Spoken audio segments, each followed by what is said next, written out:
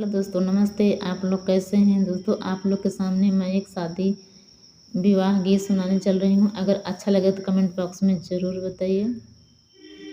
ई जलसा बड़ा निकला गई दुआरे पे, ई जलसा बड़ा निकला गई दुआरे पे, ससुरों के आना गजब निकला गई, ससुरों के आना गजब निकला गई।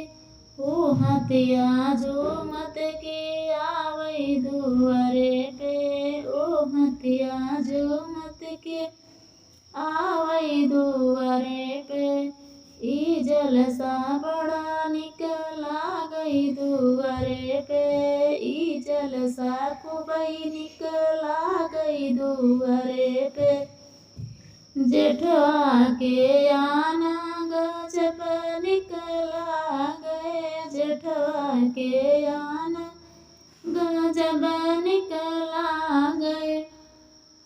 ओ घोड़ा दौड़त की आवई दुआरे पे, ओ घोड़ा दौड़त की आवई दुआरे पे, ई जलसा बड़ा निकला गई दुआरे पे, ई जलसा बहुत निकला गई दुआरे पे, देवरा के आना बहुत निकला गई, देवरा के आना बहुत निकला गई।